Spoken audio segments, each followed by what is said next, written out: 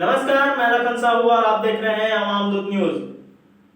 बुधवार को smart city योजना के कार्यों और योजनाओं के कामकाज को लेकर सवाल खड़ा करते हुए बीजेपी पार्षद दल ने स्मार्ट सिटी ऑफिस के सामने दिया धरना प्रदर्शन और साथ ही स्मार्ट सिटी के डायरेक्टर को सौंपा ज्ञापन। बुधवार को बीजेपी पार्षद नेता प्रतिपक्ष मीनाल चौबे और मनोज वर्मा ने अपने सभी पार्षद दल को लेकर स्मार्ट सिटी ऑफिस के सामने धरना प्रदर्शन किया। इस धरना प्रदर्शन में स्मार्ट सिटी योजना के कामकाज को लेकर भ्रष्टाचार के आरोप लगाते हुए मनमाने तरीके से कार्य करते हुए लाखों रुपए का घोटाला करने का आरोप लगाया है। आपको बता दें, इस धरना प्रदर्शन में बीजेपी के प्रदेश प्रवक्ता संजय श्रीवास्तव, जिला अध्यक्ष श्रीचंद सुंदरानी समेत बीजेपी के सभी पार्षद मौजूद रहे। आगे देखिए और क्या कुछ कहा। रायपुर शहर को जो 600 करोड़ रुपए मिले हैं उसका हिसाब जानने के लिए आज भाजपा पार्टी का यहाँ पर बैठी है। आज से 1 महीने पूर्व हमने कुछ चीज़ों की जानकारी अधिकारियों के माध्यम से की, मगर वो जानकारी हमें आज तक नहीं मिली है क्योंकि अधिकारी सारे भ्रष्टाचार में लिप्त हैं। 600 करोड़ रुपए का हिसाब ये दे नहीं सकते। लगातार इनका जो काम है वो बिना जनप्रतिनिधियों की जानकारी के, बिना जनता की सुविधाओं के लिए ऐसे काम स्मार्ट सिटी के माध्यम से हो रहे हैं। टेंडर का यहाँ पर खेल होता है, अपने चेहरे को यहाँ पर दिया जाता है। टेंडर की पूरी प्रक्रिया को ही बदल दिया है। नगर निगम को हम अपनी कर्मस्थली मानते हैं और हम वहाँ जाते हैं तो हमको एक मंदिर का अनुभव होता है और आजकल तो मस्जिद का भी अनुभव होता है।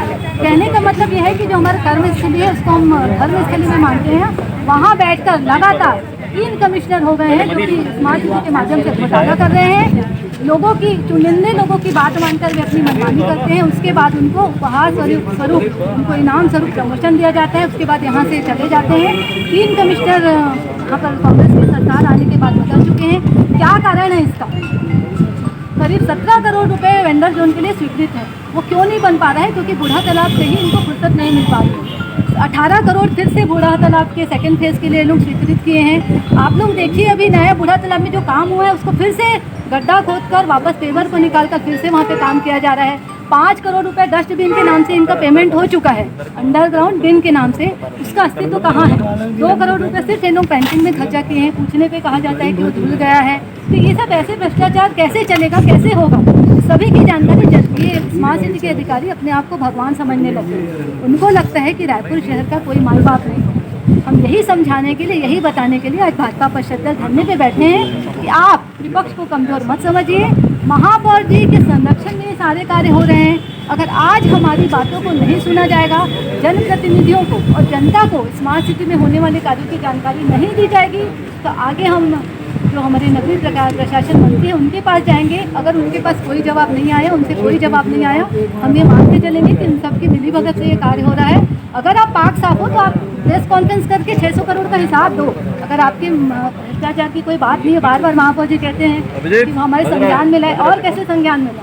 लेकिन महापौर का तो कहना है कि यदि भ्रष्टाचार नजर आता है तो जांच कराने हम तैयार हैं। कैसे जांच कराए? जांच करने वाले भी उन्हीं के अधिकारी, उन्हीं की सरकार, मतलब राज्य में उन्हीं की सरकार है, नगर निगम में उन्हीं की सरकार है, उन्हीं के अधिकारी यहाँ बैठे हैं। आप हमको 600 करोड़ रुपए का हिसाब दे दो जो रायपुर शहर में जो काम हुआ है पिछले 2 वर्षों में, उनका हिसाब दे दो। जनता खुद ही आपको जान जाएगी कि आपका कितना भ्रष्टाचार हुआ है, कितने आप लोगों ने क्या कार्य जनता की सुविधा के लिए स्मार्ट सिटी के माध्यम से किए हैं।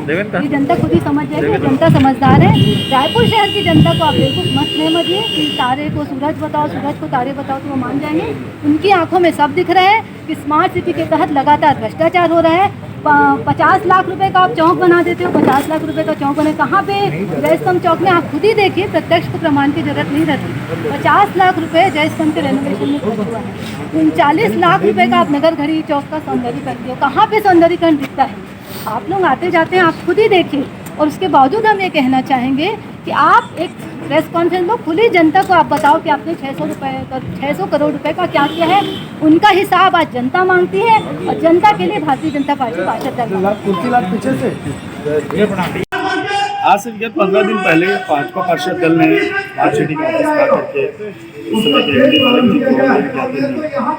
कि जो भी कार्य हो रहे या जो भी केंद्र से पैसा मिला है उन सभी जिन किसी वार्डों को उस योजना में लिया गया स्मार्ट सिटी के तहत, उन सभी बातों को लेकर के हम लोगों ने ज्ञापन दिया था और उसका जवाब हमने 15 दिन के अंदर मांगा था। ऐसा किसी प्रकार का जवाब उनके द्वारा नहीं दिया गया, न कोई जिम्मेदार अधिकारी ने इसका जवाब दिया। और लगातार देखने में आ रहा है कि स्मार्ट सिटी के द्वारा कहीं न कहीं सिर्फ 1-2 जगह को छोड़ कर बाकी जगह शहर में कोई विकास नहीं हो रहा है। सिर्फ बूढ़ा तालाब तो सिटी कोतवाली के पास तो सेम चौक के पास बस यही आसपास में केंद्रित हो चुका है स्मार्ट सिटी का काम। तो इतना बड़ा शहर यदि केंद्र से पैसा दिया जा रहा है तो क्या इतने बड़े शहर में कोई स्थान नहीं मिल रहा?